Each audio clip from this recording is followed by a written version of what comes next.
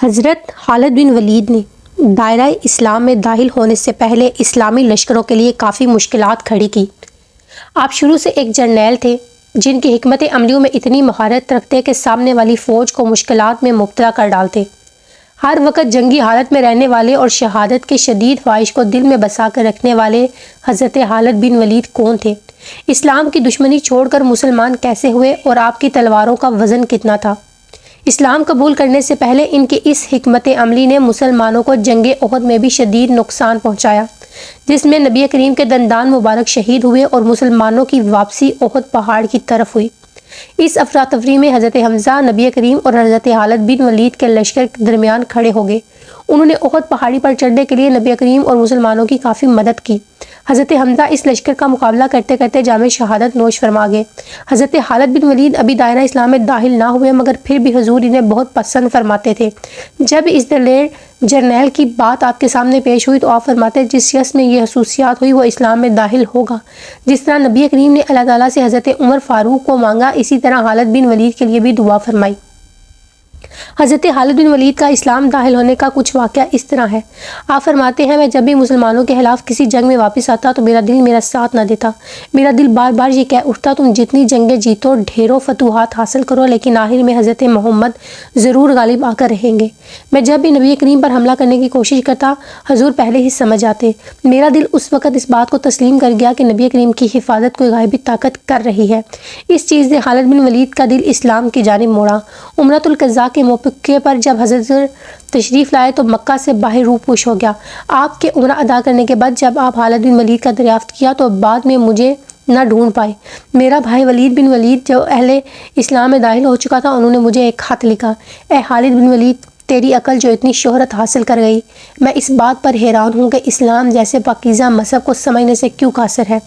نبی کریم نے تمہارا حال دریافت کیا کہ حالت کہاں ہے، اور آپ نے فرمایا تعجب ہے اس جیسا عاقل اسلام جیسے مذہب سے بے خبر اور ناداں ہو جائے، اور فرمایا کہ اگر حالت اسلام میں داخل ہو اور مسلمانوں کے ساتھ مل کر دین حق کو مدد کرے تو یہ اس کے حق میں بہتر ہوتا ہے اور ہم اسے دوسروں پر مقدم رکھتے ہیں۔ ولید بن ولید نے مزید لکھا، میرے بھائی اب بھی دیر نہیں ہوئی، جو مقامات آپ سے فوت ہوئے اسلام میں داخل ہو کر ان کی تلافی کریں۔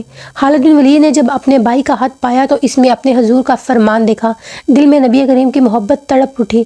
صبح میں نے اپنی اونٹنی کو تیار کیا تو عثمان بن طلحہ کو بھی اطلاع بھیجی، چونکہ وہ آپ کے دوست تھے۔ انہوں نے بھی اسلام قبول کرنے کی حامی بھر لی، مگر کہا کہ ہم مکہ سے الگ الگ باہر نکلیں گے اور مقام یا حج پر ہم اکٹھے ہو جائیں گے۔ میدان خدا پر ان دونوں کا آمنا سامنا عمرو بن حاص سے ہوا، وہ بھی اسلام قبول کرنے کی غرض سے مدینہ پاک کی جانب سفر کر رہے تھے۔ اس طرح یہ قافلہ مشرف با اسلام ہوئے جس میں 2 جرنیل اور 1 سپہ سالار تھا، مدینہ کی جانب نکل پڑے۔ مدینہ پاک کی حدود میں داخل ہونے پر جب نبی کریم کو ان تینوں کی اطلاع دی گئی تو آپ بے حد خوش ہوئے اور فرمانے لگے آج مکہ نے اپنے جگر گوشوں کو پھینک دیا۔ ولید بن ولید جو کہ خالد بن ولید کے بھائی تھے جلدی سے گئے اس قافلے کی جانب اور جا کر خالد بن ولید کو جلدی چلو کہا، رسول اللہ کو تمہارے آنے کی خبر موصول ہو چکی ہے اور آپ بہت زیادہ مسرور ہیں۔ خالد بن ولید دل بے قرار کو قرار دینے کے لیے آپ کی طرف لگ کے السلام علیکم یا رسول اللہ، نبی رحمت کا ہندہ پیشانی سے سلام سننے کے بعد حضرت خالد بن ولید کہہ اٹھے، میں گواہی دیتا ہوں کہ اللہ کے سوا کوئی معبود نہیں اور محمد اللہ کے رسول ہیں۔ حضرت خالد بن ولید کی حضور سے بیعت کرنے کے بعد آپ نے عہد نبوت، عہد صدیقی اور عہد فاروقی میں مختلف معرکوں کے اندر لشکر اسلام کی قیادت کی۔ جنگ موتا میں آپ کی جنگی مہارات سامنے آئی جب حضرت زید بن حارث، حضرت عبداللہ بن رواح اور حضرت جعفر تیار جیسے عظیم سپہ سالار جامِ شہادت نوش کر گئے تو اسلامی لشکر کی قیادت حضرت خالد بن ولید نے سنبھالی، اور اسی جنگ میں حضرت خالد بن ولید کے ہاتھوں سے 9 تلواریں ٹوٹی، بلاخر ایک حضرت خالد کے ہاتھ میں بچ جانے والی ایک واحد یمنی تلوار ہی بچی۔ حضرت خالد کی دونوں تلواریں 70 کلو وزنی تھیں جنہیں آپ رضی اللہ عنہ دونوں سے استعمال کرتے تھے۔ قبول اسلام کے بعد حضرت خالد بن ولید پر خاص نگاہ کرم نبی کریم نے کی۔ سیف اللہ کا خطاب بھی آپ ہی کو عطا کیا گیا، جس کے بعد حضرت خالد بن ولید ہمیشہ اپنی تلوار کو صرف دین حق کی سربلندی کے لیے ہی ننگا رکھا۔ حضرت خالد بن ولید نے نہ صرف اسلام کے دشمنوں کے خلاف جہاد کیا بلکہ انہوں نے اس چڑیل کو بھی 2 ٹکڑے کیا جس نے عذابت میں گھس کر لوگوں کو گمراہ کر رکھا تھا۔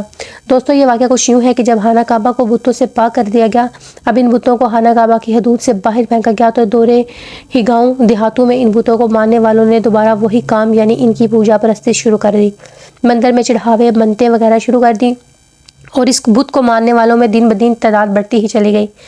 لیکن لات اور منات کی نسبت ان میں بت پرستوں کی نظر میں جیسے زیادہ مقام دیا جاتا تھا وہ عزا بت تھا جو بولتا بھی تھا اور لوگوں کے جواب دیتا تھا، مگر اس بت کے بولنے کی اصل وجہ وہ چڑیل تھی جو بت میں گھس کر لوگوں کو گمراہ کرتی تھی۔ 25 رمضان مبارک کو رسول کریم نے اس فتنے کو ختم کرنے کے لیے حضرت خالد بن ولید کو بھیجا، جاؤ اور اس جھاوا کے مندر کے قریب درخت اسے کاٹ کر لے آؤ۔ آپ گئے، اس درخت کو کاٹ کر لائے۔ جب رسول اللہ نے دریافت فرمایا درخت کاٹتے وقت کوئی واقعہ رونما ہوا تو آپ نے فرمایا میں نے تو کچھ نہیں دیکھا۔ آپ نے فرمایا دوسرا درخت کاٹ کے لے آؤ۔ حضرت خالد بن ولید دوبارہ گئے اور دوسرا درخت کاٹ کر لے آئے، لیکن کچھ نہ ہوا۔ جب تیسرے درخت کو کاٹنے کا حکم ہوا، آپ تیسری مرتبہ وہاں گئے تو چڑیل ننگی بڑھیا کی صورت میں آپ کے سامنے آ گئی۔ آپ نے اللہ کا نام لے کر تلوار کا وار کیا، وہ چڑیل وہیں پر ڈیر ہو گئی۔ واپس جا کر نبی کریم کو سارا واقعہ سنایا۔ آپ فرمانے لگے یہ عزا تھی جو اللہ کے حکم سے ختم ہوئی۔ پیارے دوستو، حضرت خالد بن ولید نے سینکڑوں جنگیں لڑی اور کسی ایک جنگ میں بھی انہیں شکست نہ ہوئی۔ اس کامیابی کا راز نبی کریم کے 2 منہ مبارک بتائے جاتے ہیں جو مسلمانوں پر جنگ یرموکہ کے موقع پر ظاہر ہوئے۔ یہ واقعہ کچھ یوں ہے کہ جنگ یرموکہ کے موقع پر حضرت خالد بن ولید کی جنگ کرتے کرتے ٹوپی کہیں گر گئی۔ جنگ کے اختتام پر اس ٹوپی کو تلاش کرنے کے لیے چند سپاہیوں کو بھیجا، ٹوپی سپاہیوں کو نہ ملی۔ جب وہ واپس ناکام حضرت خالد بن ولید کے پاس پہنچے تو آپ بہت زیادہ پریشان ہوئے اور پورے لشکر کو لے کر میدان میں ٹوپی کو ڈھونڈنے پہنچ گئے۔ آخر کافی ڈھونڈنے کے بعد جب وہ ٹوپی ملی تو وہ لوگ ٹوپی لے کر آپ کی خدمت میں حاضر ہو کر عرض کرنے لگے یہ ٹوپی تو پھٹی پرانی ہے اور آپ اس ٹوپی کے لیے اتنے پریشان ہو گئے ہیں۔ جس پر خالد بن ولید فرمانے لگے بے شک یہ ٹوپی پھٹی پرانی ہے، مگر اس میں لگے 2 منہ مبارک کی برکت سے اللہ پاک نے مجھے ہر جنگ میں فاتح بنایا ہے۔ یہ منہ مبارک حضور نے عمرہ کے موقع پر سر مبارک سے اتارتے ہوئے مجھے عطا فرمائے تھے۔ حضرت خالد بن کی وفات 642 عیسوی میں بستر پر ہوئی۔ جب آپ دنیا سے گئے تو آپ کے ترکے میں خنجر، تلواریں اور نیزے ہی تھے۔